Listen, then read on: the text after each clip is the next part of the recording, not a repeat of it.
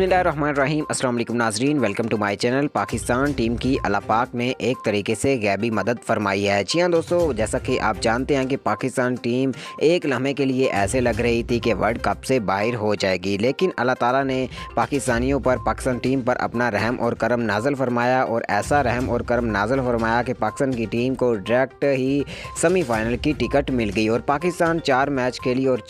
3 match के लिए और 1 मैच भी नहीं हारी, सिर्फ 2 स्टार्ट वाले मैच हारी है, एक जिम्बाब्वे से और एक इंडिया से। जी हाँ दोस्तों, आज का मुकाबला बहुत ही सनसनीखेज मुकाबला था। ये भी एक लम्हे के लिए ऐसे ही लग रहा था कि पाकिस्तान ये मैच हार जाएगा, लेकिन फिर फरिश्ते की शक्ल में अल्लाह पाक ने हारिस रऊफ़ को ऐसी हिम्मत दी कि हारिस ने शानदार बैटिंग का मुजाहरा किया और शाहीन शाह अफरीदी ने 4 विकेटें हासिल की और पाकिस्तान टीम को बहुत ही अच्छे तरीके से ये मैच जीतने को मिला और उनका टारगेट पाकिस्तान की टीम ने 18 ओवरों में ही चेज़ कर लिया था।